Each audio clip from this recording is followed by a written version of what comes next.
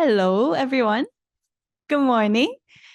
So, ladies and gentlemen, it's my great pleasure to welcome you all today here at Sungkyunkwan University for the workshop Converging Metaverse and AI in the Media Space. I'm Jian Lee, and I'm the academic lead at Science and Technology Office of the Embassy of Switzerland. Nice to meet you all. So, starting with yesterday's kickoff event, this is the first workshop of the week, and the Swiss XR weeks compose of actually two parts. This week of researcher and starter week, and the next week for content creators. The weeks are dedicated to the exploration and the celebration of the extraordinary world of extended reality of Switzerland and Korea. And this week also celebrates the year-long celebration of the programs of 60th anniversary of the bilateral relationship between Switzerland and Korea.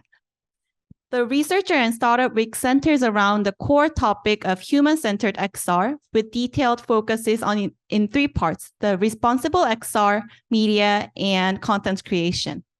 Today's workshop sheds light on the converging the extended realities in the media space. We try to explore how the media space embraced virtual platforms and immersive contents to make themselves not only available, but also accessible and attractive to the public of today. To touch upon the various realms of media and digital technology, today we have 5 speakers who will kindly share their insights from immersive data to media art, from XR culture experience to media production, and finally to interconnecting academia and media in the end. For this workshop, I'd like to especially thank Professor Eun-Seok, who co-organized the workshop today with Mounir Krichane from EPFL, and also who kindly hosted us here at SKKU today. Professor Liu is an associate professor at the Department of Immersive Media Engineering in Sungkyunkwan University, and he is also the department chair. Prior to joining this university in 2019, he also served for Krichane University in Korea, but also multimedia team of Samsung Electronics as the team lead, and the Interdigital Labs in San Diego, California as well. His research interests lie in the area of multimedia computing systems that includes video coding standards for virtual reality. Professor Liu is the first speaker for today as well, so I invite him to the floor for an brief introduction of today's workshop and for his presentation. So please give him a big round of applause. Thank you. I heard that this year is actually 60 years anniversary of establishing the diplomatic relationship between Switzerland and Korea. So I really I'd like to congratulate this meaningful decision. And then, as you know, this is the Sungkyunkwan University. Maybe after launch or before the launch, maybe I could introduce our Sungkyunkwan, the old style Korean traditional building, shortly. But I'm not sure. We need to do that. We need to meet the time limit of our presentation. Anyway, I really hope this workshop could the first step of our good friendship and future collaborations. Okay, so my presentation title is MPEG Immersive Video and Data Acquisition. And then today I heard that there are many guests actually that have different expertise. So instead of diving into the very deep engineering technologies, I'd like to introduce our trial and errors for this 6 degrees of freedom MPEG data acquisition. Firstly, I'd like to introduce the motivation. Why the video-based VR? As you know, these days, there are many HMD devices in the market. For example, MetaQuest 3 and MetaQuest Pro and many other HMDs. HMD means it stands for the head-mounted display. So by using this device, we could enjoy the VR service. And then other AR glasses as well. Recently Apple announced their new product, Apple Vision Pro. So nowadays we could see many devices of HMDs. And then there are many metaverse services. The first one is our university's metaverse service that used eFriend platforms. It is from the SK Telecom in Korea. And then we had some events in that metaverse platform. And then there is another Gather Town and Stanford University's virtual people classes and some other exhibitions for AI and metaverse. By the way, if you see these figures, most of the figures actually pictures are using the graphics. So, and then avatars. So we wanted to provide 6 degrees of freedom real image VR service. The main difference between the 3DOF and 6DOF is movement. The DOF stands for degree of freedom. So in 3DOF, you can just sit on a chair, and then you can just move your head here and there. That's it. You cannot move from here to there. But in 6 degrees of freedom, you can move here and there. So much more freedom. But it's very hard to make this kind of video because we have to take those video with multiple cameras. In here, around 30 cameras are used. And then, the other terminology, viewport. When you watch certain scene from actually, when you watch a certain scene, we say it is a viewport, our viewport. So means that in metaverse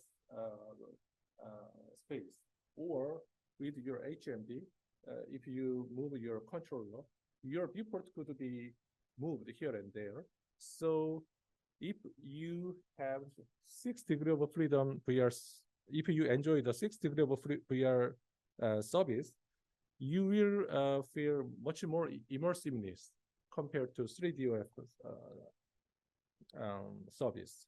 So that was our actually future goal. So we started to use MIV video standard. MIV, actually, MPEG immersive video is a standard in ISO IEC 29 MPEG society. MPEG is moving picture experts group. So actually, H.264 or 65, those kind of video codecs. All the video codecs were standardized in this MPEG and preset. So our lab is also attending this video coding standard meeting every year, actually 4 times per year, sometimes Geneva in Switzerland as well. So we attend the meeting and then contributed a lot of contributions to the video standard society. By the way, they announced a new video coding standard named MPEG Immersive Video. Basically, if we have 2 different texture views, then by using these views, we can synthesize the intermediate view. Means that if we have multiple camera data, we can synthesize the intermediate view according to our viewport. So that is actually for 6 degrees of freedom VR service. So we try to capture the many images, many moving pictures by using this MPEG immersive video, and then we support a lot of trials and errors.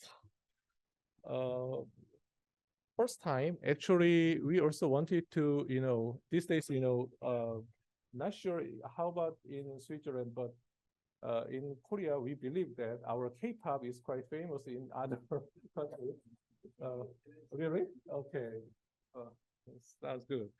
So first time, we wanted to transmit this VR contents of K-pop or whatever. So we wanted to transmit those VR contents over the network.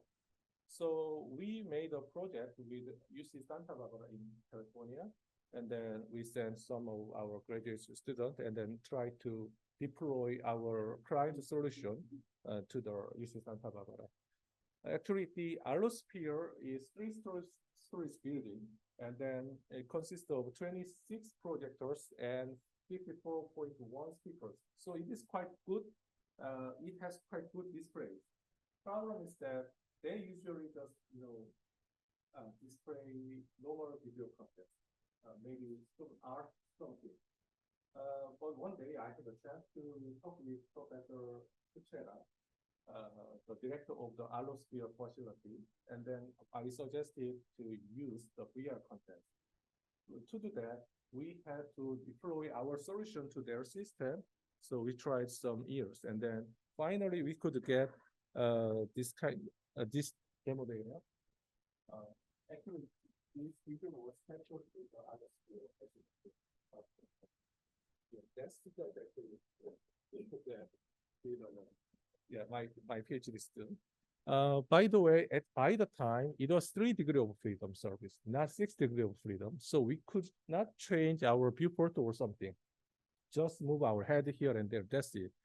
So we wanted to use MIR. This is just brief background.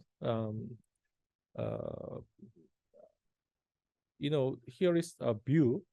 From view 0 to there are many views. Means that this is the texture and geometry video captured by one single camera.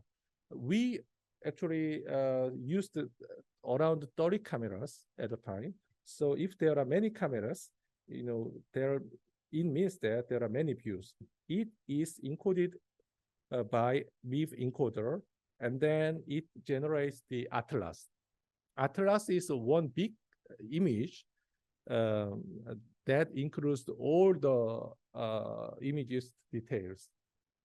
Basically, by eliminating the redundancies between two texture videos, we can compress the data, the VR data, for one single bit stream. So by using this kind of encoders and video encoders, we could compress the VR 6 degrees of freedom VR videos to MIV bit stream. For example, to capture the video, the early days they used is 2017. So from my point of view, it is quite early days, around more than 5 years ago. At the time, there are two 2D camera arrays, and then they captured the video, and then applied this MIV technology at the time. And then other things could be, they used the tripod and some cameras, and then do the same thing like this one. It is around 2023, so much better than before. Basically, when they capture the camera data, there are two types of information. First one is texture data. So it has the color information and some, it has the color information. And the other one is depth map. We call it geometry data, and then it has the actually the distance information from our viewpoint to the object. So when we have multiple video sources, we could compress the data by using the MIV encoder, and then finally we can make the basic view and additional view atlases. It's somewhat complicated to explain all the details here, but after making these big atlases, we compress this data again by using the existing video codec encoders, such as HEVC or versatile video codec, VVC, the latest video codecs defined by the International Standard Organization. So finally, we could compress the data to MIV bitstream, and then later we actually rendered the data by using the MIV renderer. So we compare the quality between many bitstreams and then try to enhance the quality right now. Actually, there are many complicated system and encoder architectures and modules, but I will skip this kind of details and then just move to the trial and errors of our video acquisition effort. In SKKU, the Sungkyunkwan University, we are implementing the VR classroom right now in Hwam Hall. In Hwam Hall, by using the bachelor cameras, actually 20 cameras and some PCs, we actually installed these cameras on the ceiling, and then we also installed the PCs between some cameras. So what we want to is that we want to apply this technology for VR classroom. So someday, maybe when we actually have the lectures in the classroom, that information could be transmitted to the outside student or client, and then they can move here and there in the classroom by using their control or something. So that is one of our goals. By the way, it is actually there are some restrictions because the camera is just fixed in fixed position. So instead of that, we also bought some of the Intel RealSense cameras, and then we actually bought 30 cameras, and then some PCs for camera server, and then installed the camera capturing system. And the benefit is that we can, move here and there with these cameras. Means that if there is any certain performance or something, we can bring our cameras to the stage, and then we can capture the data, volumetric video data from there. Nowadays, we are trying to put these cameras on the robot. So our collaborators are doing the work in different universities, actually in Purdue University and Kyunghee University. So, but that is, I didn't, put the slides in here because I just wanted to focus on the quality comparison issues by using the MIV technology. So this is the 5 steps to capturing the video data for 6 degrees of freedom VR studies. First one is that multi-view camera system construction. So the first time, just put the cameras here and there, and then make the certain coordination. And then camera parameter estimation, because by using this checkboard, we can make the camera parameters. We can set the camera parameters, and then each lens has different colors and then distortion. So this kind of range distortion and color correction is needed. And finally, depth estimation. But in this step, there are many artifacts and errors. So we are trying to enhance the quality of depth information right now.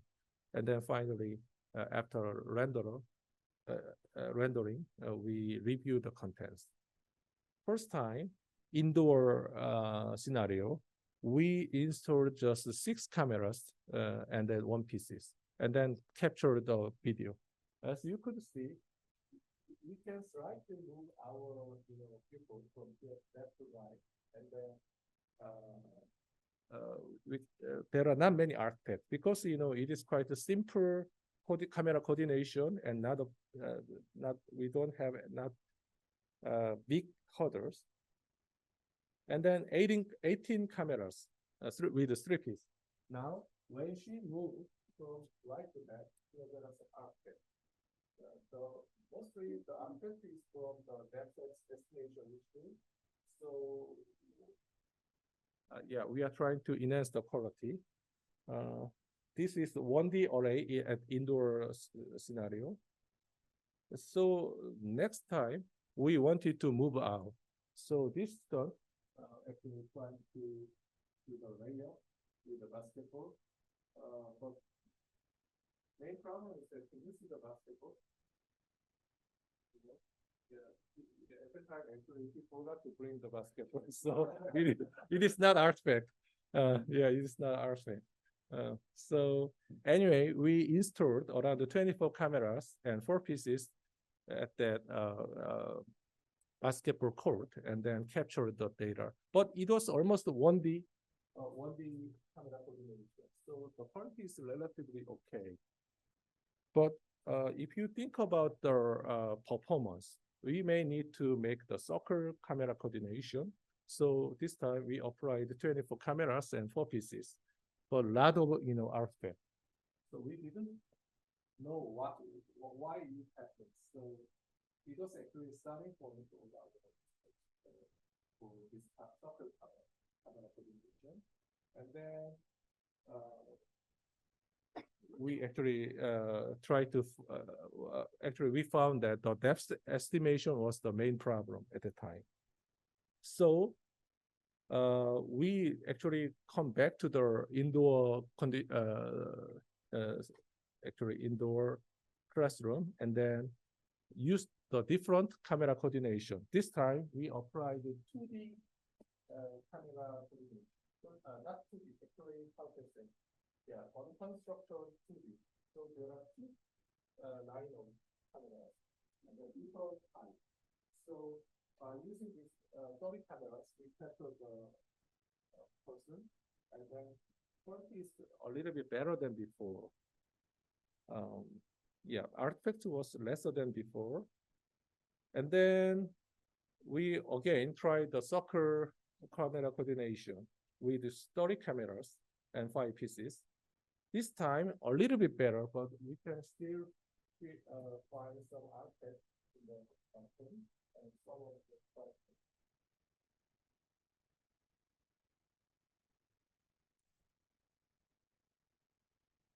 Yeah, there are also non-Lambert-Shian artifacts as well, non-Lambert-Shian issues as well. Images of a scene, which in this visualization is a Lego bulldozer. Oh, We optimize a volumetric representation of the scene as a vector-valued function, which is defined for any continuous 5D coordinate, consisting of a location and view direction. In vision area, We parameterize the video scene representation as a fully connected deep. Yeah, video renderer is actually quite good, provide quite good quality by using the deep learning technology. So some of our engineers, actually graduate students, try to apply this deep learning technology to the MIBS renderer. So we are doing the work in the standard area as well. But first time, the main difference between this NURF image and our one is that we are using the video data, not the still images. So in still images, this NURF technology works quite good. But if you apply this video, like this one, it's quite, quite good art, right? That's what quite good art. But actually, we call it art errors. So in video, actually, moving picture, the technology, the deep learning technology is not quite well applied. So we are also doing the research as well. Currently, it's ongoing. So problem is that every time we have to move out and then install the cameras and then do the experiment. So it takes very long time, and then our efforts was quite a lot. So we now we back to the original questions. For example, how many cameras per something square meter? It was our question. 30 cameras are too much or too less. So we wanted to know the not optimal but certain number of cameras, appropriate number of cameras, and then less reflective index issue. And the other one is that if there are many occlusions between the object, the video bit stream the size of video picture stream is actually increased. So we also wanted to know the number of object issues for certain bitrate of the encoded video picture stream. So instead of going outside for real video capturing, we actually made a Unity-based samples. And then with this sequence, we actually did a test again. First time again, just 1D camera coordination. And then next sucker. This time the sucker provided a better quality than before, but if you watch the chair, the chair has some artifact. So this time the radius was 3. Now after that, we actually increased the radius value, so apply the 6. Now quality is a little bit better, means that it is quite related to the number of cameras. So we found that maybe 30 cameras could be too much. So we are actually changing those kind of options every time and then trying to get the best options for number of cameras and then radius, something like that. So what we want to do is that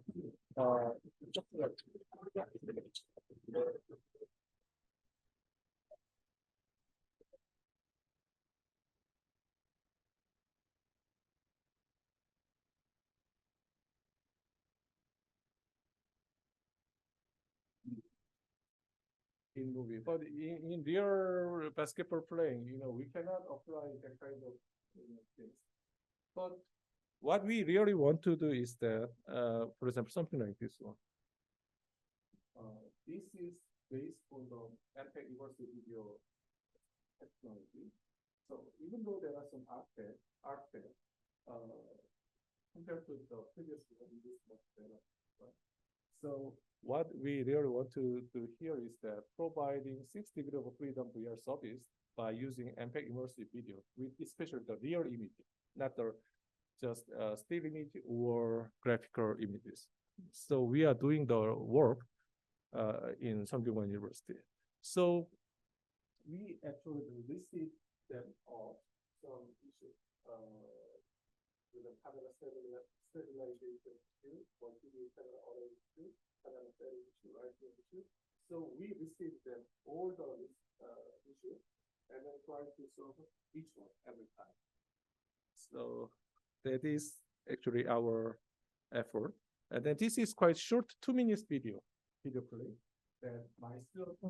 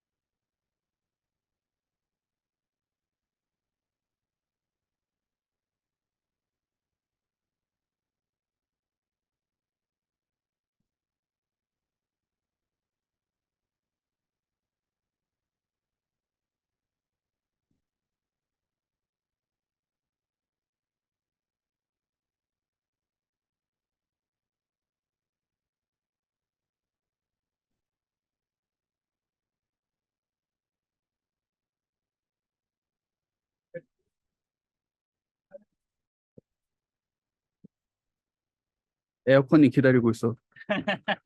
혹시 가짜 사나이 보셨어요? 아니, 왜? 민국 나가지고. So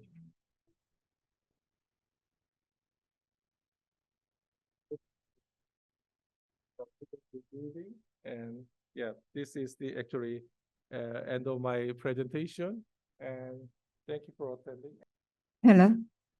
Hi, I'm Hyun Kim from Seoul Media Institute of Technology, and I thank you for the Switzerland ambassador and the Sungkyunkwan University for inviting this wonderful event. Okay, so today I'd like to introduce MIVA project. It's a media art project in Korea, of course, using metaverse and digital human. I'm from Seoul Media Institute of Technology, which is a very small graduate-only school. We focus on media and media technology as well as art. And I'm also the director of Expanded Media Studio, which is a visual art and interactive media art studio in SMIT. The MIVA is a meta-identity for virtual artists. It is a coinage word of metaverse and identity breeding for the meta identity of virtual artists. So the purpose of this project is to construct the experimental art creation in metaverse space. And also we like to highlight the multi-persona phenomena in the metaverse. And we wanted to propose the notion of identity breeding in our own words. And also we like to discuss the problems of art scene or living as an art situation and this in the Korean society. We also like to present the metaverse as a public sphere for social discussion. So these are the keywords for the project.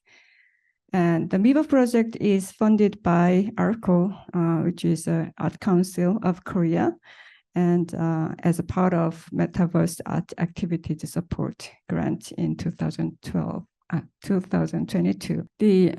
In 2022 and 2023, for 2 years, Arts Council Korea launched a new grant called Metaverse Art Activities Support Grant. And they wanted to respond to the future art environment by leveraging the attributes and technologies of the metaverse environment and supporting the experiments and presentations of various artistic expressions in the extended virtual world. So if you see, well, I'll skip that YouTube part, but for over the 2 years, there has been 1,500 million Korean won awarded for about 20 projects. We were one of them. As you know, the definition of metaverse has emerged over the decades. The metaverse first appeared in the Neil Stephenson's Snow Crash novel, as you know, and it has been changed, such as virtually enhanced physical reality and also physically persistent virtual space, as based on the Acceleration Studies Foundation 2007, and also in Korean scholars' article.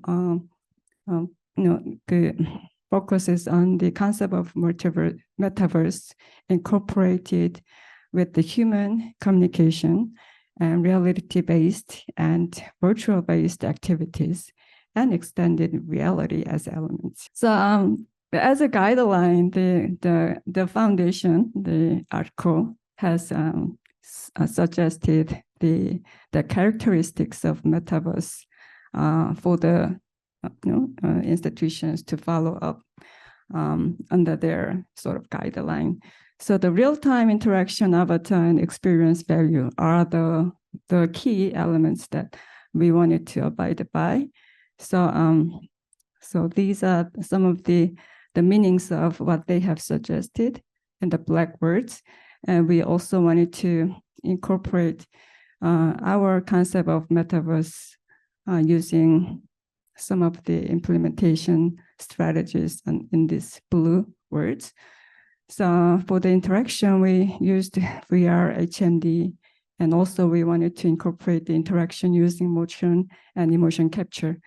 For the real time, we wanted to connect the offline gallery and the metaverse platform exhibition. And we also incorporated the real-time performance in the metaverse space as well. For the avatar aspect, we created MetaHuman creator, MetaHuman characters in a real environment. And we also wanted to use the avatar in 3D metaverse platforms such as Spatial. We also wanted to create the experience in real and virtual world connecting together. So we wanted to first create the immersive metaverse space with using the 3D metaverse platform. We also wanted to create the artist studio in metaverse, connecting real and virtual social life. And also we wanted to create the interaction between the real and virtual space. So the background of the project is from the Irving Goffman's The Presentation of Self in Everyday Life. A lot of people create the impression of, uses the impression management to achieve social and psychological and material goals, controlling their images and internationally designing their impression to influence actions. So in these days, there are a lot of multi-persona happening in SNS and metaverse space. That's what we noticed. And we wanted to incorporate with that phenomena. So as you see here, the Banksy's work, he never shows up his real identity, but he sets up his secondary identity in the media space.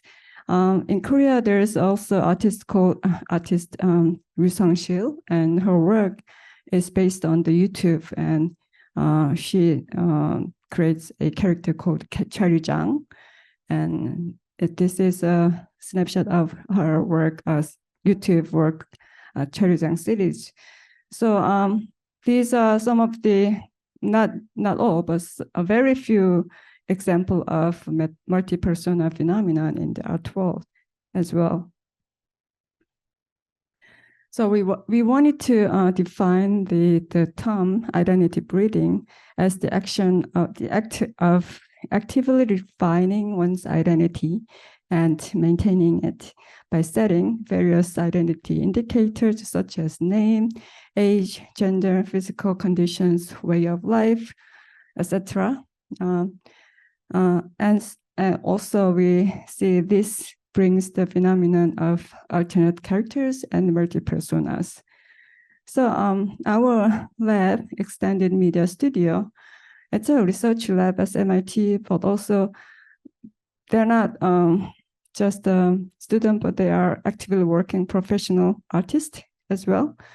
So they wanted to explore media art and technology, and also they wanted to engage in the social problems and situations. So they are particularly interested in new media for art and the lives of artists in the art field. So we wanted to bring that topic and using the identity breeding to talk about the situations of artistic life in Korea and the metaverse. In the beginning, it was very engineering oriented, and now it's like so much into the art. So I guess you guys, you are very much having hard time in back and forth. So the roadmap of our project goes through 3 steps. So we first analyzed the current situation of the art field in Korea. So we surveyed about 67 artists in various medium. We analyzed with the actual coding and analysis methods. We also used the focus group interview as well. So we defined some of the problems and classified those in after our analysis. And after that, we created some of the identity types for the virtual artist. We have gone through the cultivation of virtual artists. We also wanted to create the persona of those virtual artists by using the meta-humans. And also we wanted to implement the metaverse space and experience as well. So after that, we had gone through the exhibitions and events, offline and online. So after all, we wanted to share the problem of awareness in the art field and also wanted to suggest metaverse as a public space or public sphere beyond the sensory dimension. So this is some of the processes I'll go through one by one. So the first is the research stage. So we had gone through the focus interview and surveys for 67 artists, online surveys, and we discussed and characterized or classified some of the problems.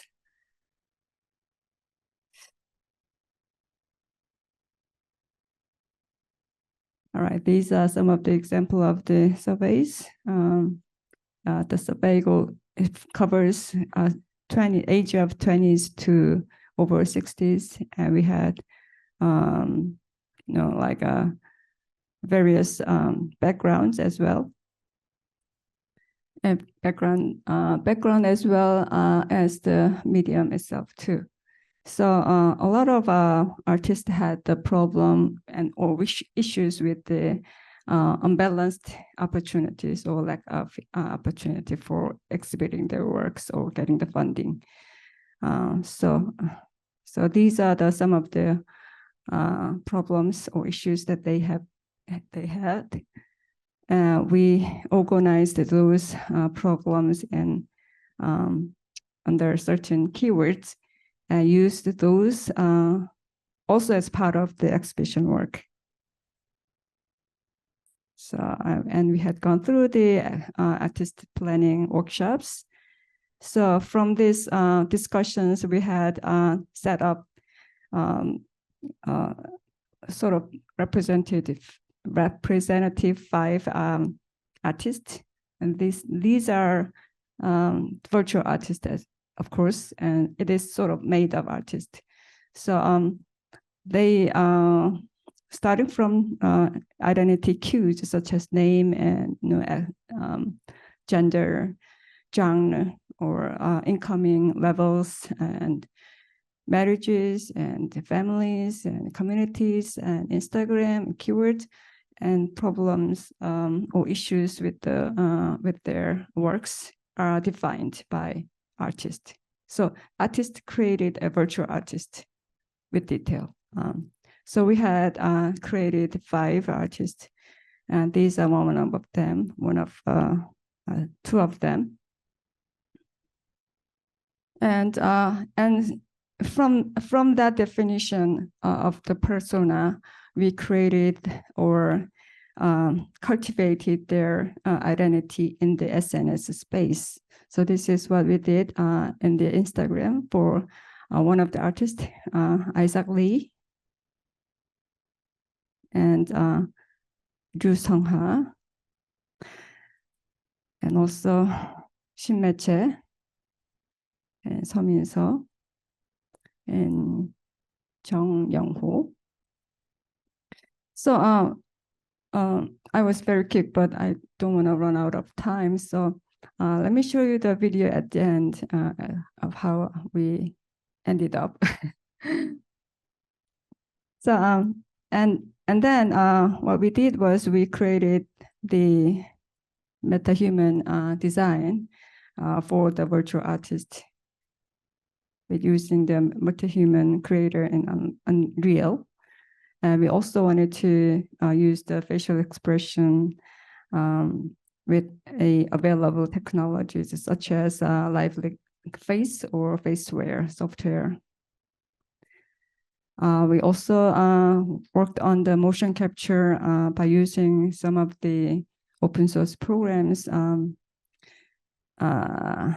And then we ended up using DeepMotion and WorkCat for all as a final version of the development. So this is the snapshot of how we did for the actual motions happening in front of the Unreal workspace, and it is interacting in real time. All right, so after that, we had to create the optimal metaverse platform, and we searched for a number of metaverse platforms to use. One of the very important criteria for selecting the metaverse platform was that we had to use some that is like three-dimensional, and also we wanted to have the metaverse which is sort of popular so that people can come in and they use without a problem. So we finally used Spatial as our final decision. And this is some of the concept of the initial metaverse space. So we wanted to have a center space as a public sphere, and also we had to use some part of the space as a streaming space for the performance. And we also want people to go through the artistic space for their own works as well. So this is what happened. We last year we had gone through the exhibition called Somewhere Over There as a project showcase exhibition in Seoul. And so as you see here, there are about like more than 10 artists, and half of them are real artists and half of them are virtual artists. So they sort of match it together to run an exhibition.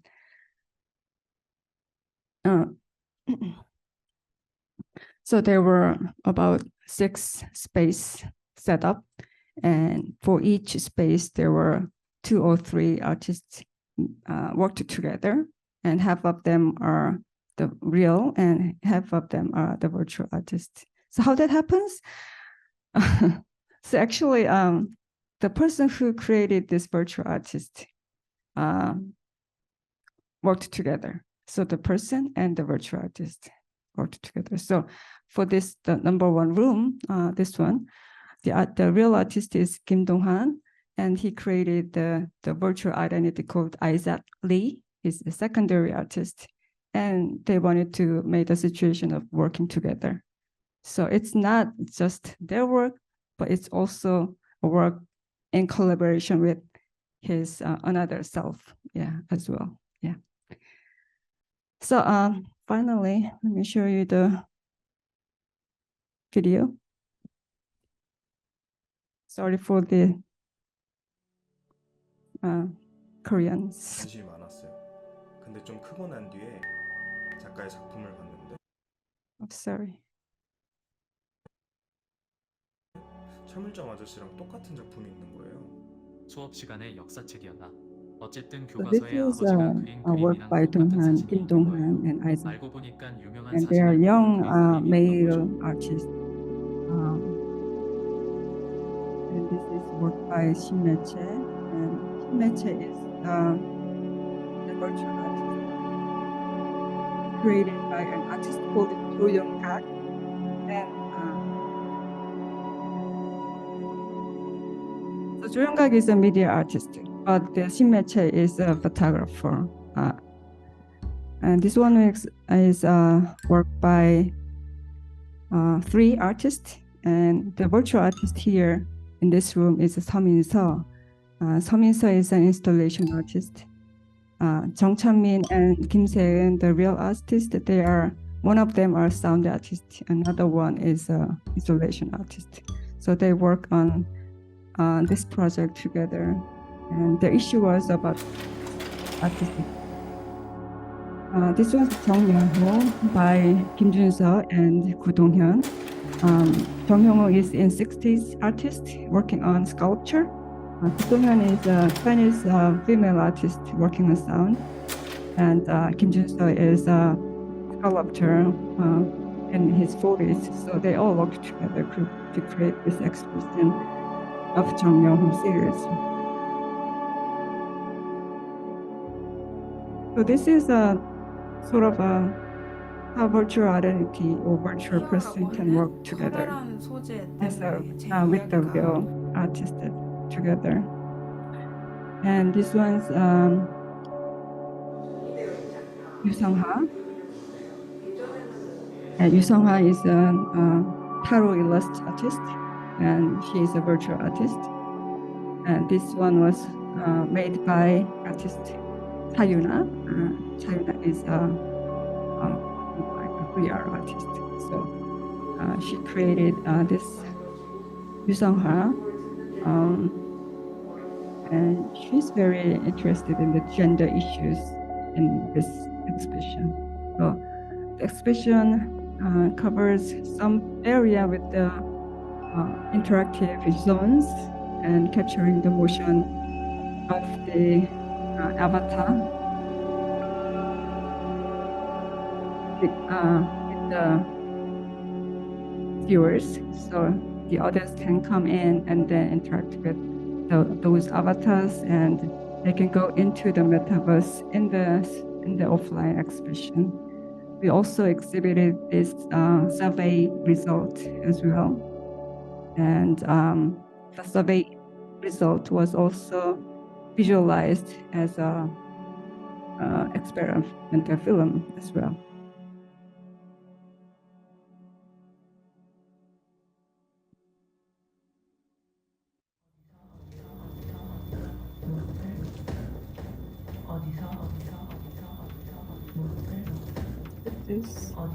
This one was the opening performance, and we did this together with the metaverse character as well. So people can watch the offline performance from the special platform. So each metaverse in the metaverse platform, people can go into each artist room, the virtual artist room, and experience their studio and their NFT artworks as well.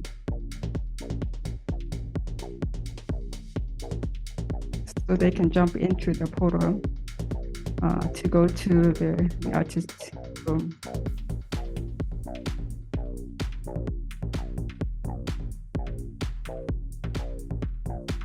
Let's skip this and this.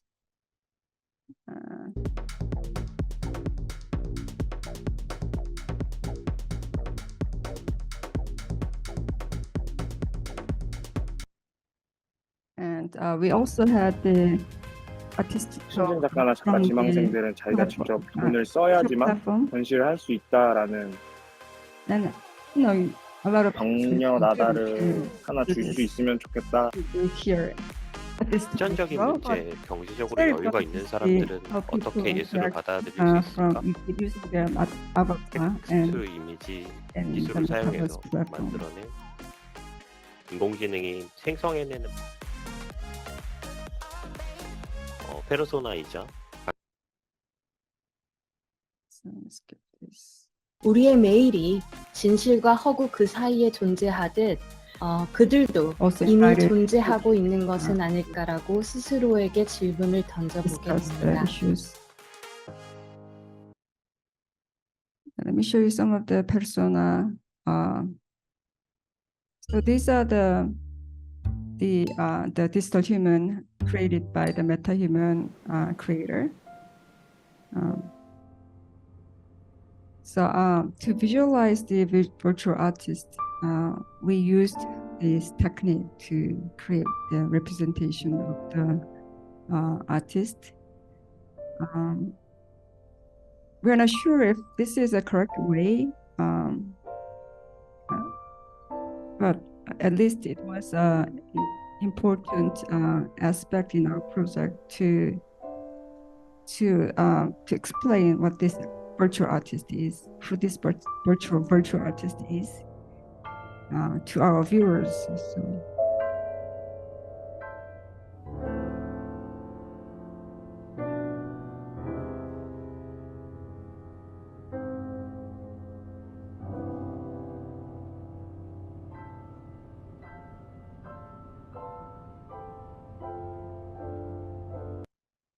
라고 부르고 있으니까 여기서 빗대서 얘기를 하자면 어떤 사람은 평범하고 싶어서 그냥 남들이 누리는 거 똑같이 누리고 평범하고 싶은데 또 그럼에도 불구하고 차이가 있을 수는 있잖아요. 평범하게 뭐 남들 누리는 대로 결혼도 하고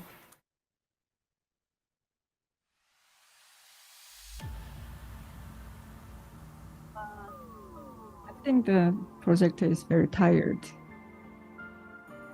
I don't know. It's not my fault.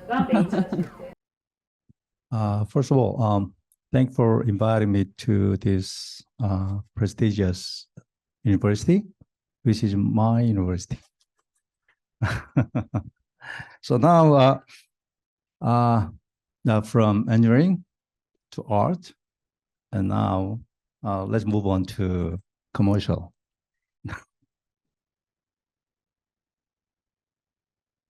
I'm gonna tell you today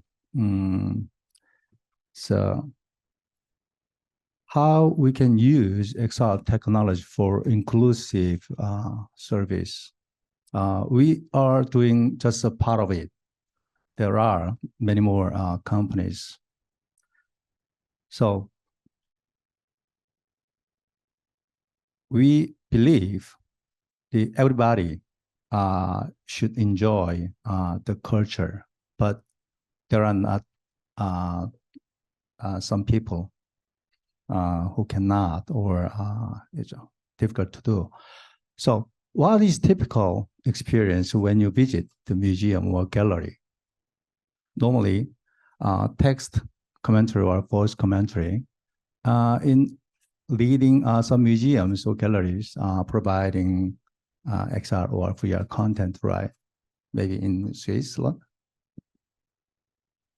What about the deaf people who cannot hear? Almost 6% of the population is deaf people, which is a bit more than I thought before I was interested in this part. And now another one, 71 countries has different sign languages. And also almost 70% of the deaf people have difficulties in reading text. I thought deaf people could read, but I was wrong. It means 4% of the population cannot read the text, at least. So we believe the MR and AI avatar sign language can change this. So I'm going to show you the following reference video. Of course, Salin implemented to the biggest science museum in Korea. And the audio is disabled, so we become deaf for a while. So it doesn't. The museum guide explained, what the exhibitions is to the children, and most of them enjoy, but the boy who is deaf can understand. But this science museum now has a solution.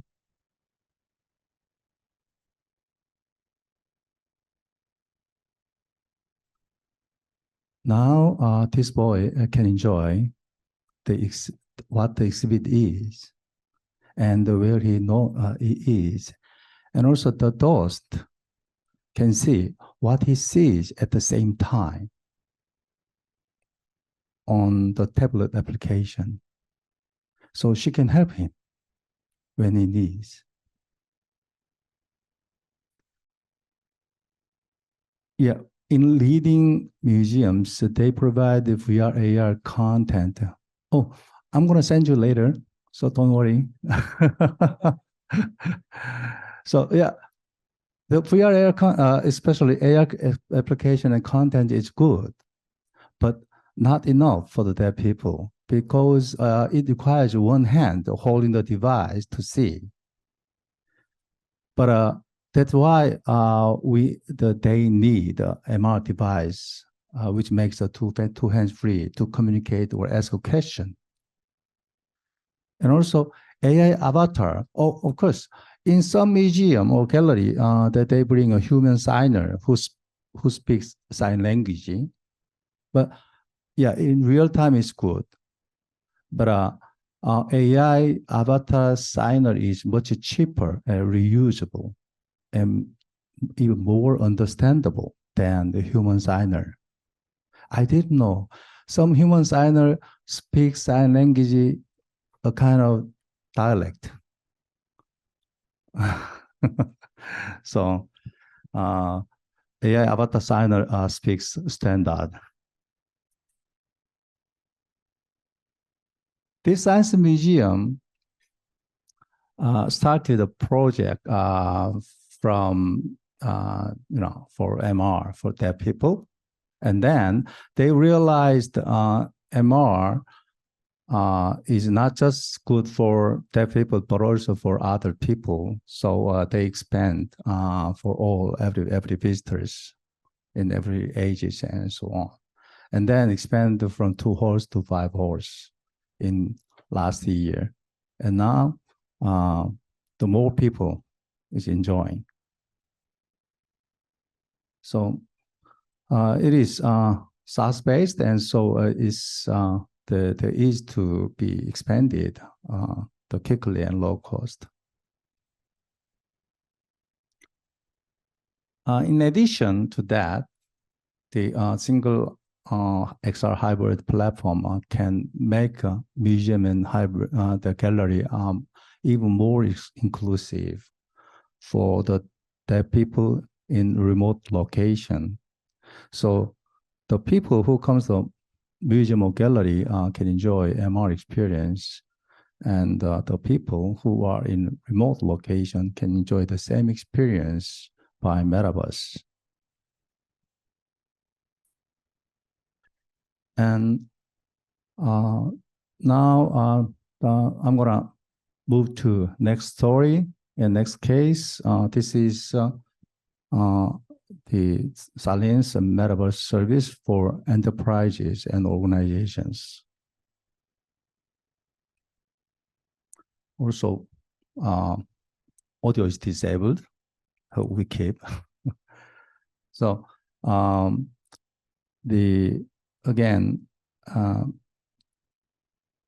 there are so many metaverse platforms, but the ours is for different purpose and the different sectors.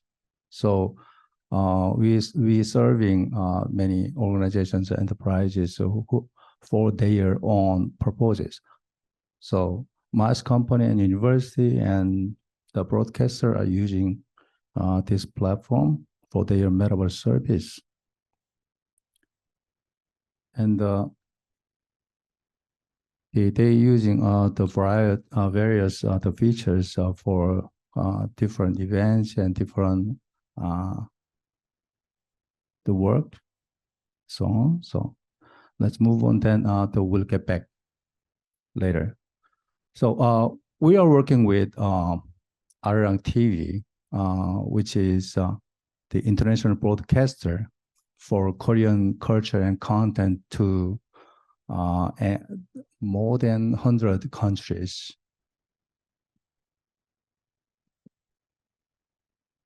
And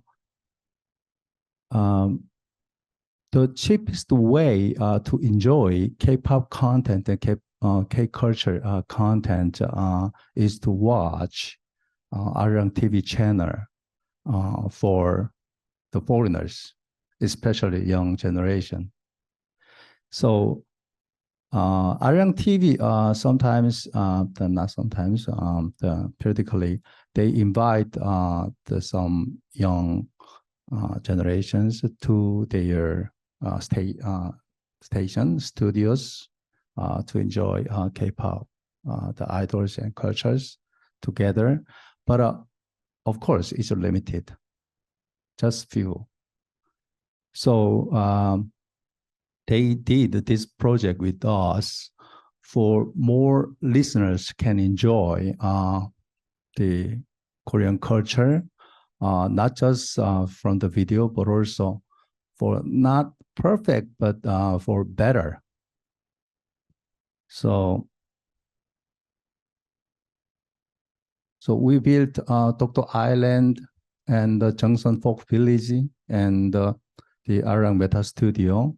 And we gave some missions in each virtual venue.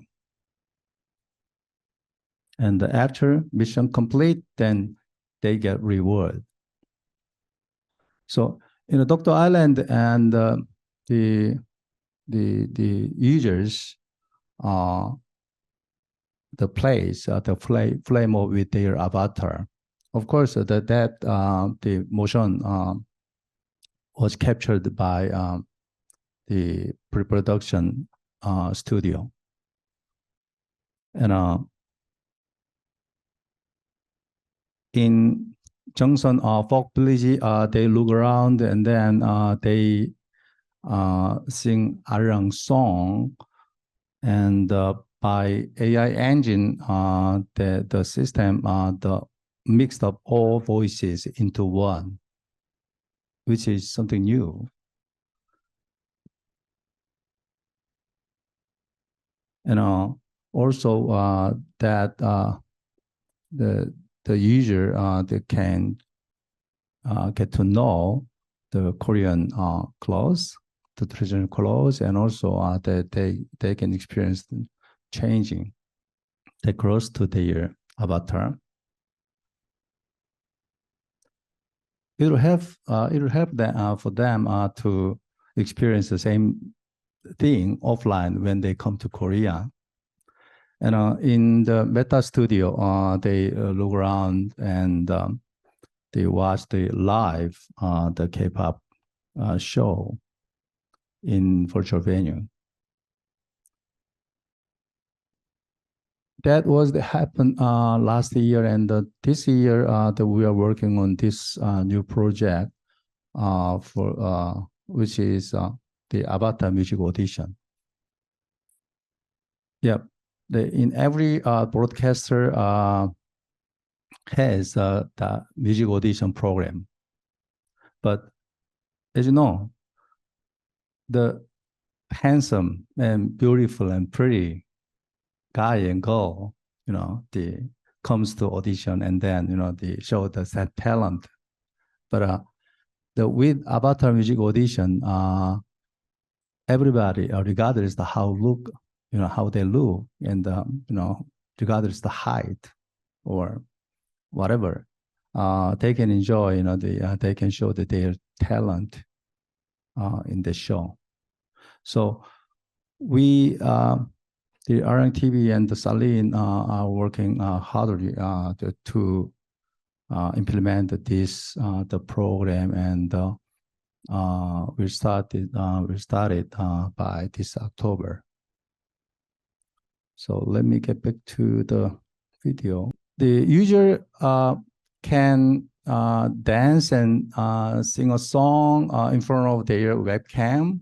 Then the judge panel in Korea, especially in the Arirang TV studio, see and evaluate without singing real face or real look, only avatar. So that it's another case for inclusive service.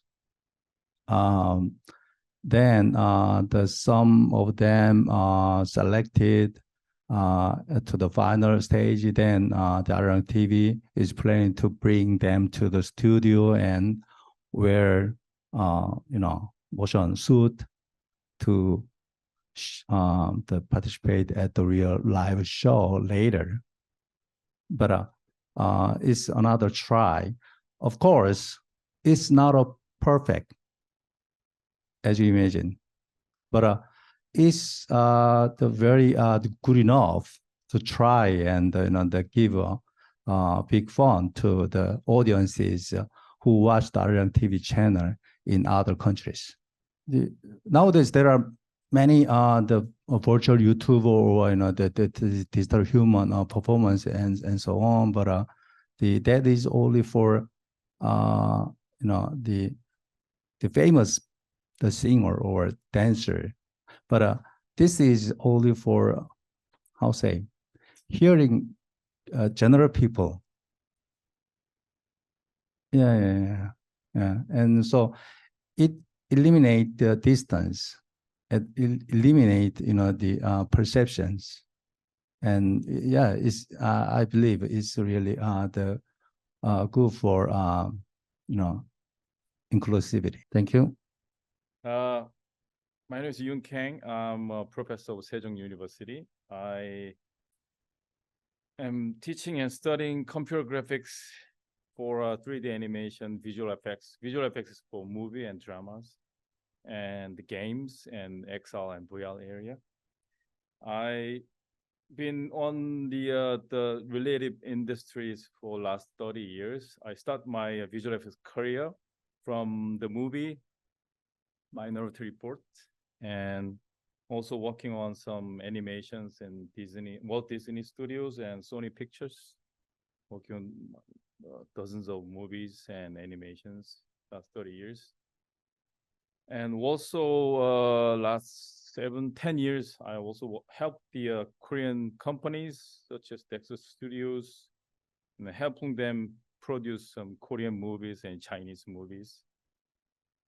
So I was wondering what topics should I bring it on? So unlike Professor Kim and Liu, I tried to less academical because it's 4 o'clock in the morning, so you might have fallen asleep. So there are not going to be any mathematic issues or high quality technologies here. But I tried to introduce and also solve the interest about the Korea. Nowadays, Korea is very famous for the movies, dramas. So I'm bringing up some movie and drama related issues. So we call the visual effects. What visual effects is creating some area or contents that is not exist, or if there is sets or contents exist, but we can go there, like the top of Alpes. We can go there, but we cannot take shoot the movies or shoot the dramas on top of Alpes. So visual effects help create those contents which is consist, or there is no physical things such as Mars or 1950s of the street. So we call that set extension, creating the worlds for the movies or dramas. So as you've seen in the images, we need some 1950s New York street, but it's gone like 100 years ago. So we have to create it. So we call those techniques set extensions. So in the movie Hobbit, it's not exist, not even 1950s. So we have to create it.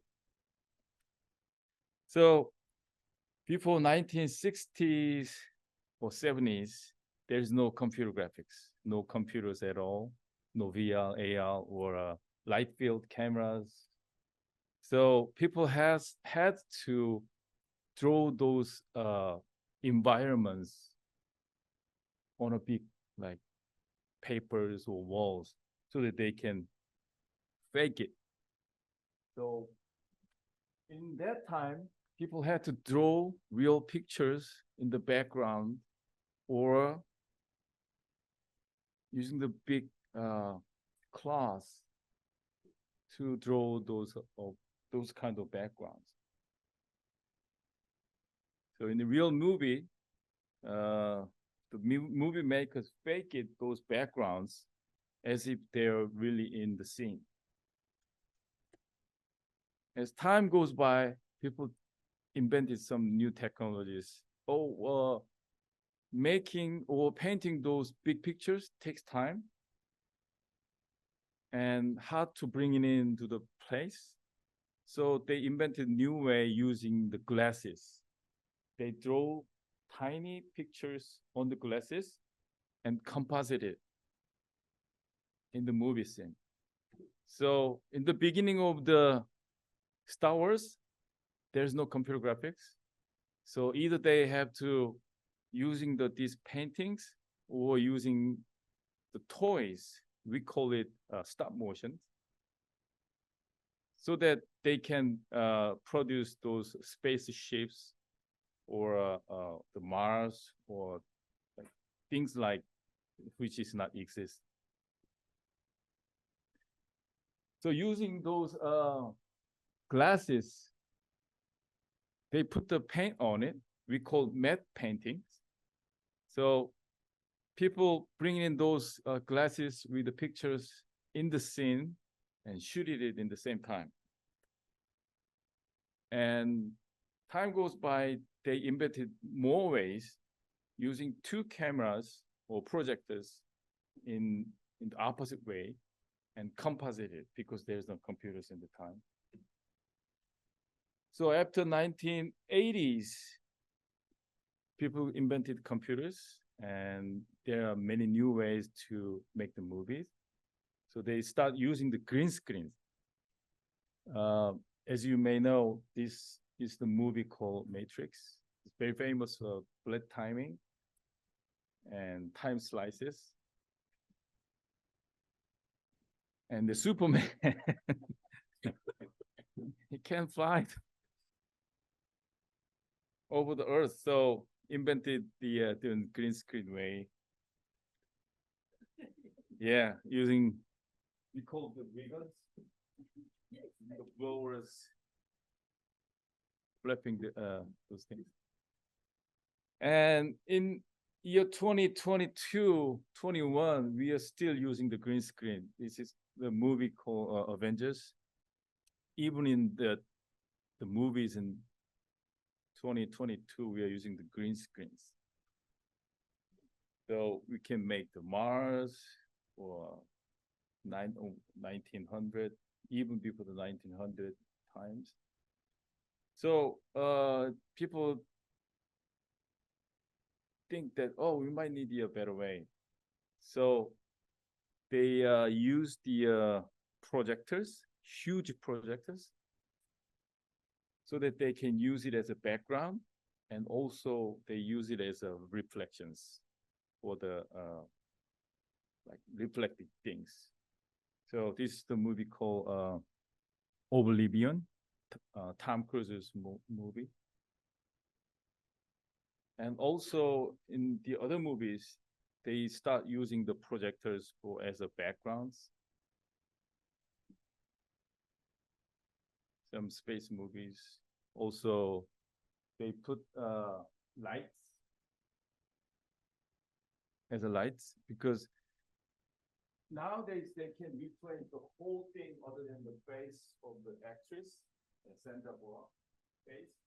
But they need some reflections from like sparklings of lights or explosions. So they start using the LED screens as a light source. So in this movie, they used a lot of LED screens as a light source. And also, I believe this movie is Dunkirk. In the movie, there is a battleship sunk, and the Navy is sunk on top of the water, and they need some light source to reflections on the water, and also the light of the actors and actresses over there. And they also need the big light sources for the explosions, big explosions. So they start using the big LED screens. So people think about that. Oh, why don't we combine those backgrounds and the light source in the same time? So there's a new technique come out called ICVFX. It's in-camera visual effects, so that they can get the benefits from the LED screens as a light source and same time for the backgrounds. In year 2019, in the SIGGRAPH, several companies work together and make these movies. Gentleman is in a small space with a motorcycle, but in camera, it looks so real, and they can change the whole environment. Project is, the creators always want to see the closest representation to the final product as early on in the creative process. Oh, mine's working. And track a camera's position in space in real time and render its perspective. The wall is also 3D so, so that you can manipulate in Unreal Engine. Professor Kim brought up the virtual humans, and Mr. Kim also brought virtual So it's really humans. exciting to see that Just we like the can virtual humans, use the we need the real-time virtual lighting environments to not only change the in environment real time virtually, so but that also they have it can affect the on-set lighting as well. This use opens it up for kind of like a dramas, virtual TV playground to shoot shows, in. movies. We've tried to expand the engine to be a very 2019 was platform, the, so the director of photography, the director, historic they can all go time into the scene and that make we modifications utilize as they LED wish, as opposed to screens waiting for months and months. for backgrounds. In this with new frontier light of sources. virtual. So they start using in the real pictures and dramas in Star Wars series Mandalorian. It's already in seasons 2 is finished. So they use the huge LED screens as a background, as a light source for the spaceships and the actors, because it's very useful for part of what's been fun about characters. collaborating on The Mandalorian with Lucasfilm and Disney is that because we have been green able screen, to if we use see green through screen, a few technical those innovations and a green few colors firsts will be that I shown think are going to on have a lot of those impact metal parts. on the So way we have to television wipe and it movies are out made and moving forward. replace it. In partnership But with with the ILM LED screens, and Epic, we have you don't put need to wipe together it out a for system the reflections. whereby You which see we the can real have reflections game engine, onto real-time the render, and video wall And technology also coming thanks to together the development create of a the backdrop game for engines the big, and beautiful hardware world of Star graphics, Wars. The volume is we 21 can feet tall, simulate the 75 cameras feet in diameter, run by 7 machines, pumping the as visuals if onto the it screen works being really created in the pre-production real scene. and can be on So the screen in within old times with the 24 paints, hours of being final. if we have a big paints as a backdrop, incredibly impressive when you we first walk can out there because it change the completely camera. surrounds your Camera peripheral has to vision. stay. And you in the really time. quickly forget that But with you're the indoors development and of you're not technology, out on some planet. we can move the cameras. So when we move the cameras, background moves in the same time so that we can change the perspectives. So this is the movie called Batman. The Batman stays in the top of the ruined building. So there's no windows, so we can see the whole background of the Gotham City. But it takes time to build the whole Gotham City with the green screen.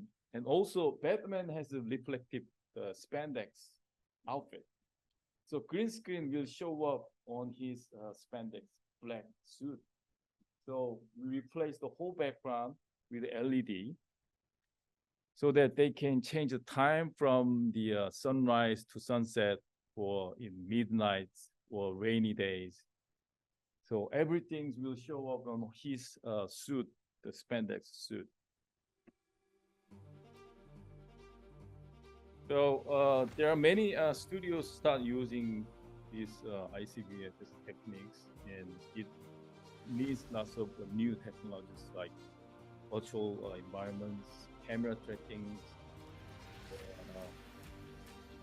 You just see the frustum of the camera.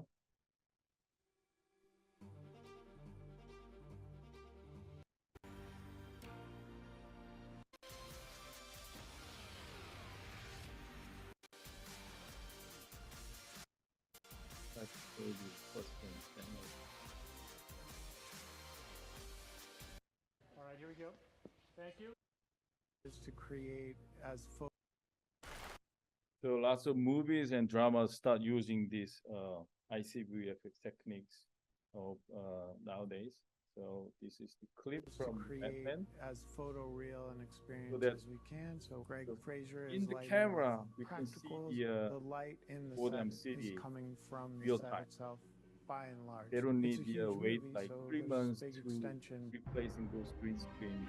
Having done this before on And another wipe show, up all the greens. I saw the power of this very see? early on, and it's a It's all positive real for time. the final viewer Saves when time, something's shot in money, camera. By pushing the better technology along on quality. Batman, Warner Brothers is going to make it more. So Korea has a lot of issues about making movies and OTT dramas. So we have about 20 ICVFX studios in Korea making movies, soap operas, dramas, and TV. This is one of the earliest studio in Korea. So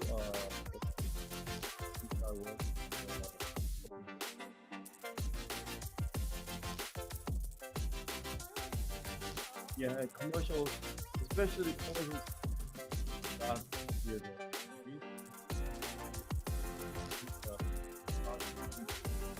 Nighttime drive. And also, I believe it's on Netflix before. This movie was done by a company called Westworld, and they've been 고요의 using 바다는 한국 this 드라마 technology. 최초로 언리얼 엔진의 인카메라 VFX를 도입한 씬을 함께 사용해서 가장 중요한 있었던 것 같습니다. 기존의 블루스크린 스냅샷 아니. 기능을 쓰면서 변경됐을 때 스크린샷뿐만 아니라 And as you know, we have a company called Samsung, and they're the top company who's making the LED walls. So they built a studio with the CJENM. CJENM is a global entertainment company that is heavily investing in various areas, Content such as creator. securing original IP So I and think production the CJENMs, which you will visit on Thursday, trying to improve production efficiency is the as well as biggest the quality LED of content studio and by using most virtual production. And as a result new of these technologies efforts, been we have installed. completed the So installation you of use the top wall of the in tech collaboration with Samsung. ICVFX studio in the world on Thursday. As we have two sets of the wall, a circular model Jin, with a diameter of you- 20 meters and a straight you model can, with a length of visit 20 the studio. meters, we are expecting to utilize the facility for no, a I have to variety be in of a class. purposes, from Sorry. movies and dramas. It's the to first entertainment week and of music. the It will be university the in technical Korea. foundation for our Can't future meet. business I already with missed immersive 2 content, classes. such as XR and even the metaverse. CJENM's virtual So, production stage is the world. There are many studios. As I said, there are 20 companies, studios in Korea.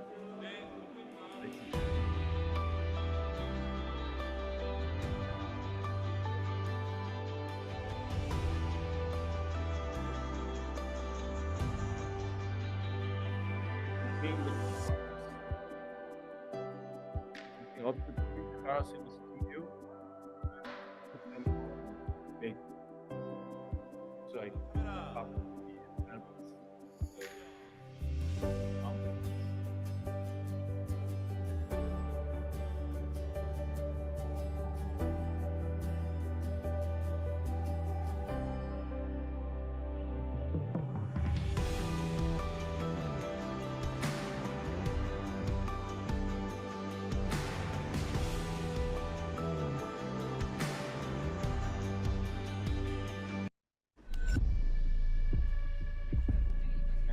not only the movies and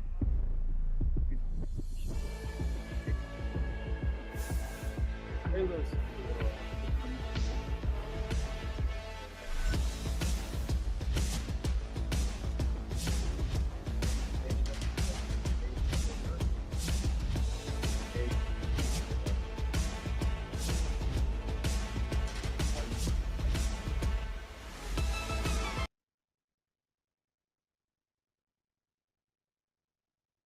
In Korea, they're also making the XR concert using these ICVFX techniques.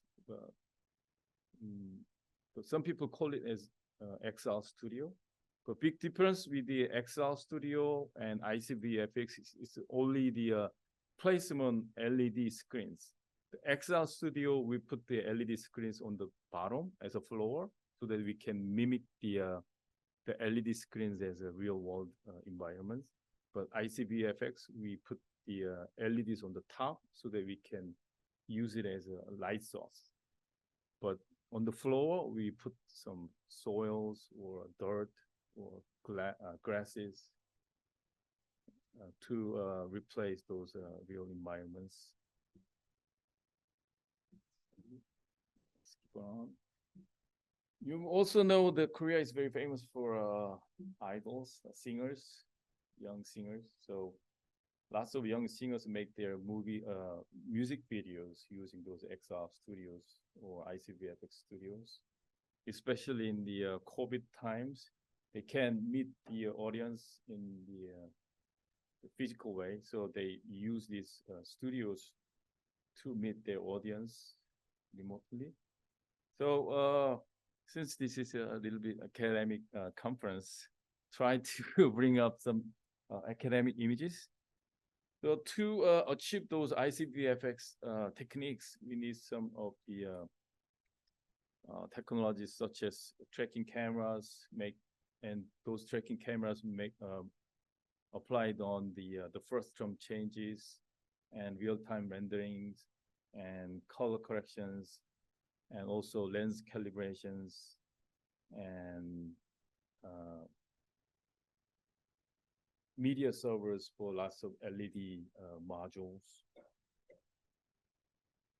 So, and also since it's related to the filmmaking or movie making, it also connected with the camera techniques and lighting, real physical lighting, and the cranes and audio and everything. It's all in one pot.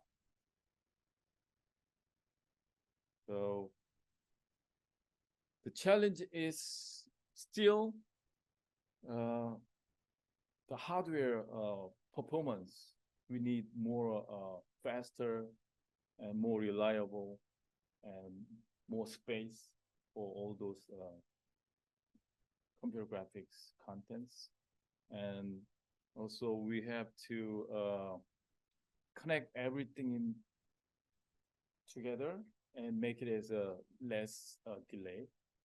So we still have some of challenges, but in 2 or 3 years, we're gonna have more studios in Korea, more studios all over the world. I believe it's about 400 studios in the world. Out of 400, we have about 20 studios in Korea. So the reason that I brought up these issues, I'm sure it's one of my area that I'm studying and teaching and consulting to the industry. Because Korea is very famous for LED source. We have 2 big companies making LED screens, LG and Samsung. And we have good contents like all the movies and dramas. And we also have good studios like CJ and other movie companies and drama companies and broadcasting companies. And we also have a good visual effects companies. They all have to work together to make these technologies develop. So I believe that Korea is the already leading the whole industry in the world, and it will be keep going for leading those techniques and spreading those good effect to the world. So this is it. Thanks for coming, Korea, and hope you enjoy staying in Korea. So I'm going to try to give the perspective of Switzerland from EPFL, from this initiative for media innovation.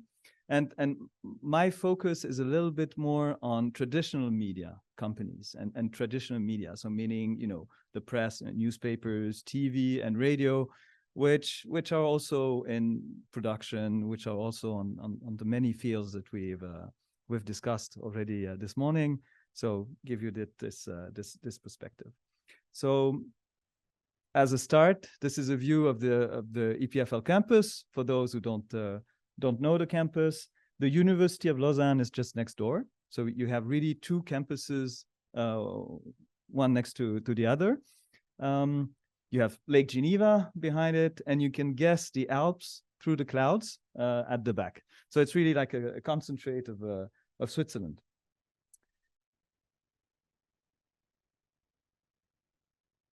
So what I will do during this presentation is first give you a small introduction, not EPFL as such, but you know, how innovation is connected with EPFL. This is a good introduction also to the initiative. Show you a little bit what we're doing in that space, and then how we're tackling now, starting to tackle XR and metaverse. So EPFL is one of the two Federal Institute of Technology in Switzerland, right? So there's one in Lausanne, one in Zurich. EPFL is younger and smaller than the sister institution in Zurich. It's quite a vibrant place, a well-ranked university nonetheless. It was created 50 years ago, so it's quite young. And you have here some numbers to get an idea of the size. It's also very well known as one of the most international universities in the world, with more than 130 nationalities at EPFL. Now the mission of EPFL is actually defined in a federal act, right? In Switzerland, it's a public institution, and the mission is really threefold. You have education, of course, you have research, but you also have innovation. And at EPFL, innovation is really part of the DNA since the very beginning. And a good testament to innovation at EPFL is the EPFL Innovation Park. So this is a park. It's located on campus. It was created 30 years ago already. And it's where you will find a lot of companies. So this can be global companies, medium-sized companies, or even startups. And they have an office. Some of them, like Logitech, a well-known Swiss company that invented the computer mouse, has a whole building on the campus. And for companies, this is a great way to actually be very close to professors, to the EPFL community, for collaboration. And on the park, you will also find the vice presidency for innovation. So that's a team of people, one of the vice presidency responsible for the relation between companies and EPFL, try to facilitate collaboration. And when you have a key topic, right, a key topic that needs many disciplines, EPFL creates a center usually. So take energy, take climate, or digital trust, for example. It requires people from many different faculties. So you want to try and connect those people through a center, and maybe you want also to connect to the outside world, outside EPFL. And that's actually the case for media, right? So in 2018. The Media Center at EPFL was created at the same time that the Initiative for Media Innovation was established. So the EPFL, the Media Center is really a unit inside EPFL, and the Initiative for Media Innovation is a partnership that's larger than EPFL. So it was co-created, founded in 2018 by EPFL. Ringier is also a founding member. You can see the founding members here on the slide. Ringier is one of the largest private media companies in Switzerland. So they have newspapers, magazine, digital platforms, e-commerce. SRG SSR is the equivalent to the Korean broadcasting system, right? It's the public radio and TV in Switzerland. And then we also have the universities of Geneva, of Lausanne, and of Neuchâtel as members. They joined together as one member.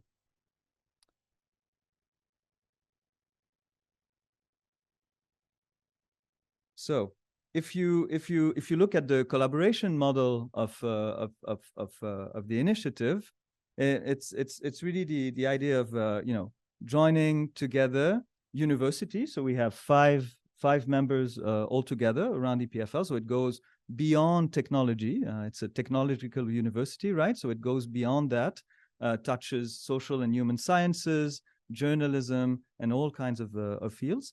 And on the other side, you have media outlets, media companies. So Blick is a newspaper, digital and also press in Switzerland.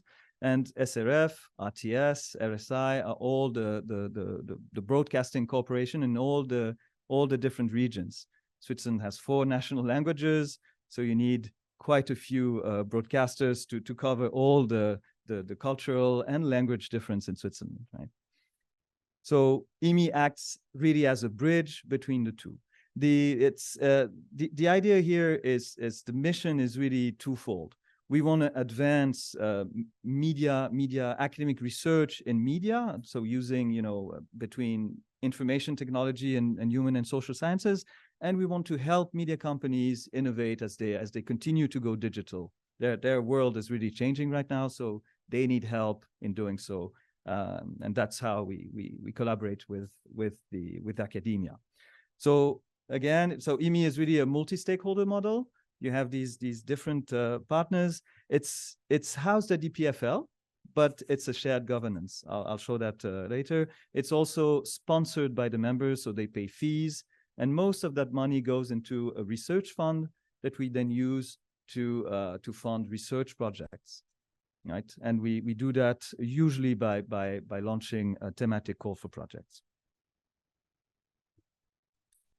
This is I'll go quick here, but just to give you an idea again how it's the people behind the initiative, how it's organized. So I was talking about the shared governance. So here you can see a board to take decisions. That board is made up of a representative from each member. So you have people from academia, people from media sitting in the board. Same thing goes for the scientific committee. This is a group of people that advise the initiative. Typically, they help me choose the topics for thematic calls for project. They also tasked to evaluate proposals before we do funding. And the operational arm, so the media center, it's a very small team. The idea here is to, it's 2 people, sometimes more when, for certain projects, mission on a temporary basis, but it's quite small. And then we have this fund and we go, my work is really to connect with professors, researchers, start up, research project, build up partnership and collaboration with the media. That's a little bit the idea. And if we look at the future outlook also for the initiative, there's something quite interesting happening now on the campus. Is that RTS, so that's the French-speaking broadcaster, TV, radio, is building a new production center that you can see here right at the heart of the campus. And this is quite special. So they will have a new building and they will move in 2025, and they will be at the heart of the campus, also next to the University of Lausanne, inside EPFL. And the initiative was kickstarted to start, knowing each other, right, as a way to start collaboration before there's proximity and they're on the campus. And when they're here, this will be a chance to also look at other collaboration ideas. And there's a few here on the slide, but I can talk maybe quickly about engagement with society. This is typically the type of not challenge, but the type of things that a university needs to do, right? Science communication. You wanna bring something back to the society, and it's also the role of public service media, right, to connect with the audiences, all the audiences. So this is typically something that can be shared between academia and the public media company. Okay, so we funded since 2000. We started, I think, projects in 2019. We funded quite a few projects, and we have a broad spectrum of topics. So we did a lot with AI for media. So if you look at content recommendation, we did some NLP project also for automatic translation, for subtitling of media content, for example. So I'll just explain one of these projects. I choose one. It's not related to XR yet. I'll come to that later, but this one is I think interesting nonetheless. And the start of that project was the fact that media or journalists, they need to contextualize information, right? So when they talk about something, they usually invite a scientific expert for an interview. And they kind of always have the same list. So you kind of always see the same people on TV, on radio, explaining something on a specific topic. So we actually initiated and funded this project that wants to map the expertise of experts, of scientific experts in all. It started in French, the French speaking part of Switzerland, mapping all the expertise and showing what are the experts on all the topics in universities in the French-speaking part of Switzerland. And it uses semantic analysis, and it gives you this knowledge graph, this map of expertise. You see all the connected topics to one expertise that you're looking for. You can cross-reference different expertise, and then you can reveal the experts and see who's working on what. And it's typically useful for journalists that can then find the right expert to talk about some news reports, some information. And it's actually quite interesting also for academic institution.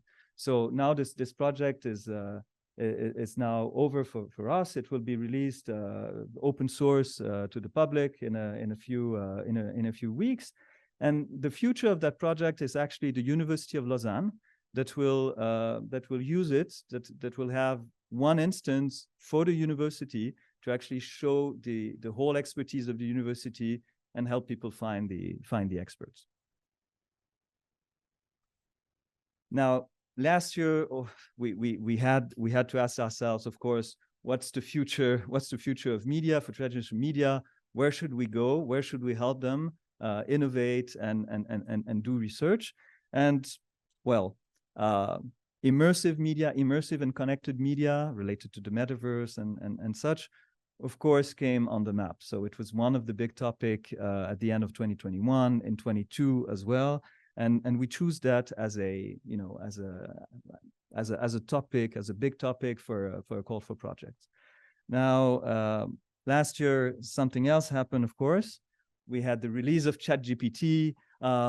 We were already working with AI, but AI became, steal the show somehow, right? And it was like the huge topic. And looking at that, we thought, yeah, well, immersive media and AI will go hand to hand at some point. There's no denying that. And actually the intersection of these two fields can be quite interesting. And that's how, that's also what gave the name of this workshop, looking at the convergence of metaverse and AI. So we really took that. We launched our call for projects, just to give you an idea of how we organize that. So we launch it. These calls are usually primarily for our members, right? So it's a call that we send out to universities, also to media companies that come up with a project idea and find an academic partner. Those projects are usually up to 2 years long, and we have a budget for researchers of approximately 120,000 Swiss francs per year and per project. This is about 180 million Korean won per year and per project, to give you an idea. And we have enough there to have multidisciplinary, to have collaboration. So if we have a tech project, it's nice if there's also some collaboration with people from journalism or social sciences as well. We try to push that as much as possible in those projects. And it's also open to members outside of the, to people, to institutions, sorry, outside of our members. So we're actually keen on having cooperation and collaboration in these projects. If you're curious, you can use the QR code, and there's documentation in English if you want to know exactly how we present that. We have no means, we're not replacing any national funding, right? So it's much smaller than that. But the idea with the initiative is really to have a first experimentation, a first project between academia and media. And if this works well, it can then become something bigger with national or international funding. Okay, so when we launched the Call4 project, we also actually launched a small exploratory study on the metaverse and Web3 and the perspective for media. So we wanted to have a better better knowledge of the state of things when it comes to media companies. So see how they were really dealing and already experiencing with the metaverse and with Web3. So this study was done at the University of Neuchâtel by the Academy of Journalism and Media. It started in January and until this summer. And the report just came out a few days ago, so it's really fresh. What they did is an inventory of all the experiences they could find related to the metaverse and Web3 to get an idea of the, like a mapping of the experiences already made. They concentrated on 2020 until this year, because they wanted really to focus on the metaverse, and they were looking for experiences that were in a virtual world that's persistent.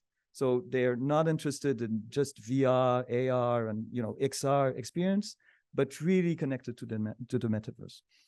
So the survey was done in English, French, Spanish, and Italian.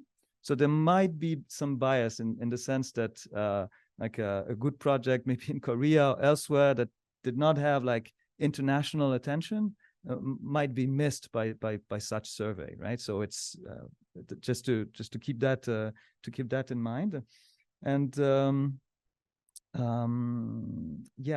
and also well, so they did the survey. They also did some interviews with experts from media, researchers, and in 8 experts, 8 people all over Europe, also to get a feeling of the challenges and where to go next.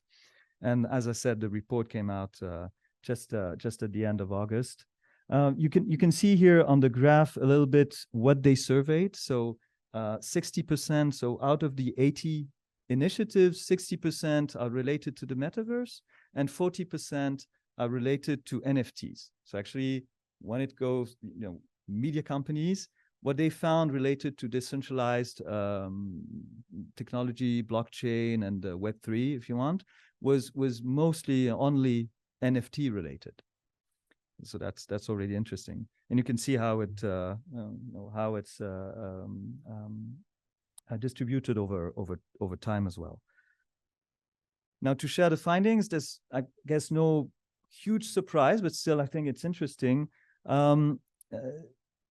They found out that there's quite a media companies are quite cautious right now. So there are experiences, but they're not investing as much time and money as you would hope for at this time. So they're really wait and see, right?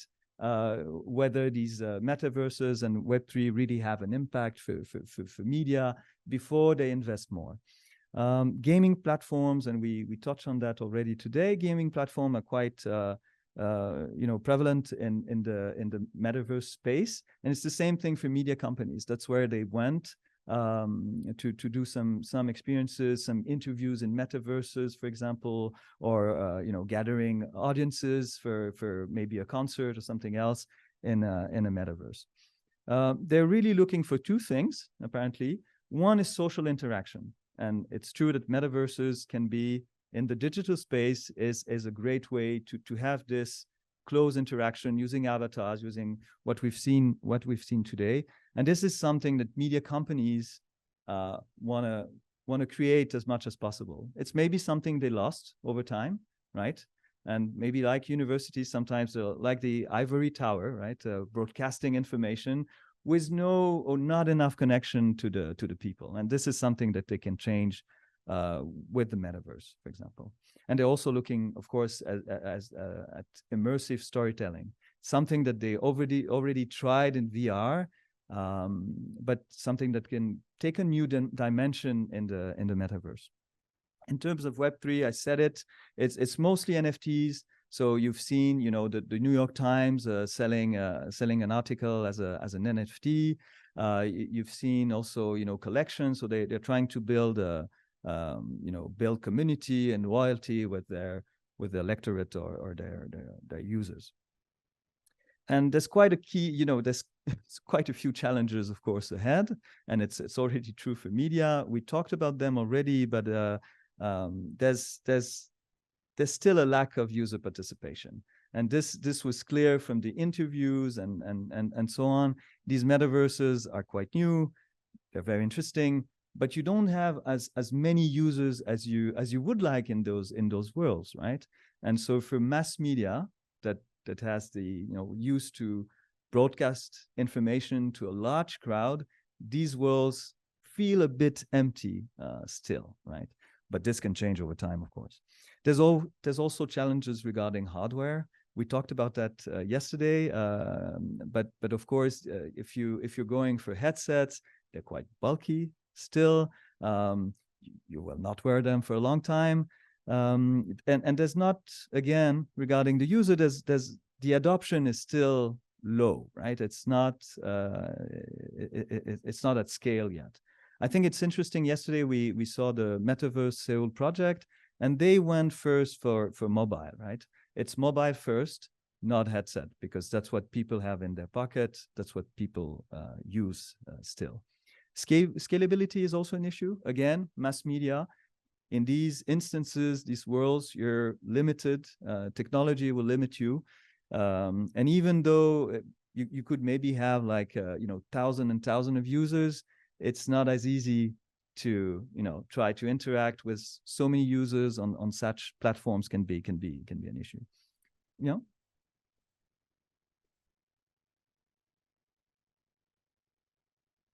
Yeah.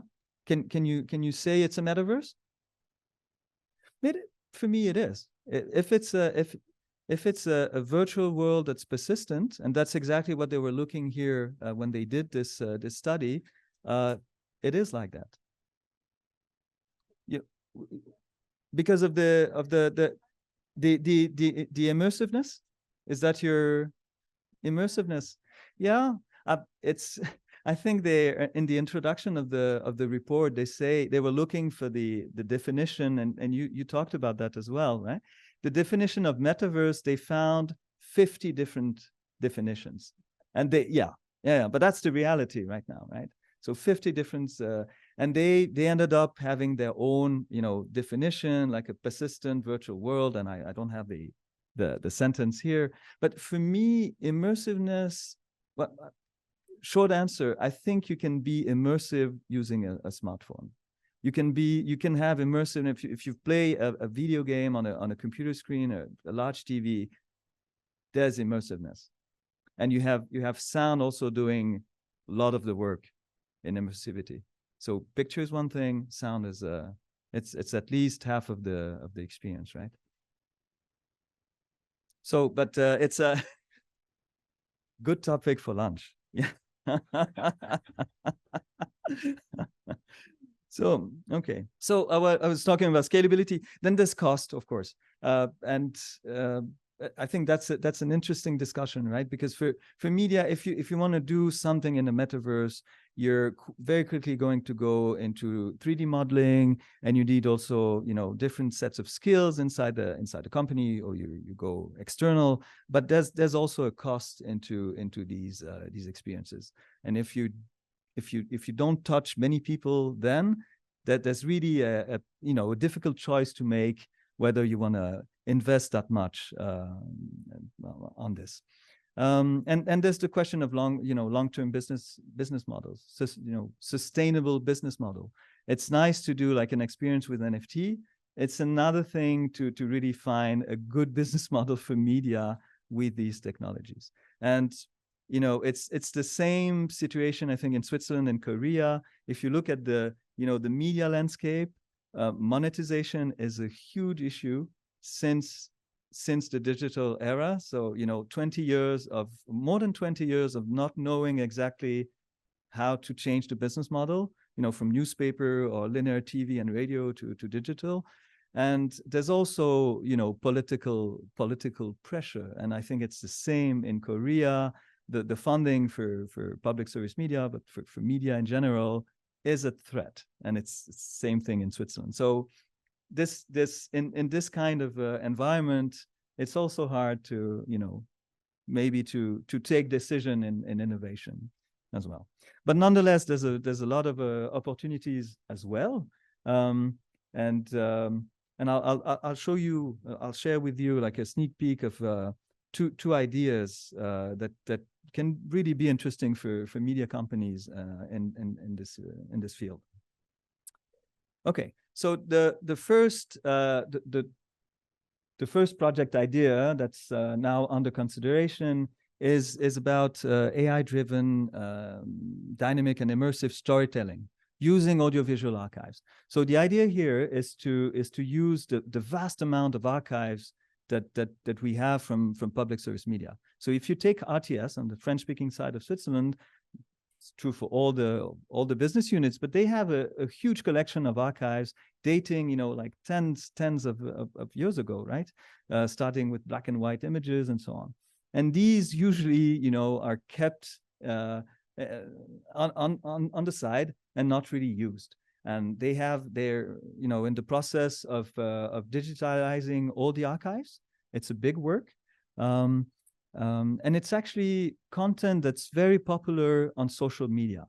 So RTS still has, I think, a Facebook page where they only share archiving content. And it has a huge success. It's funny. And it's people eating fondue in 1960, and people love that, actually.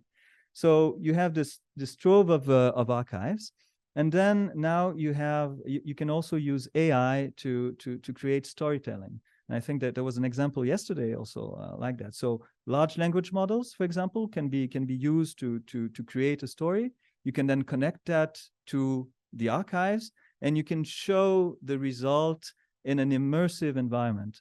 So yes, you could do that in a headset.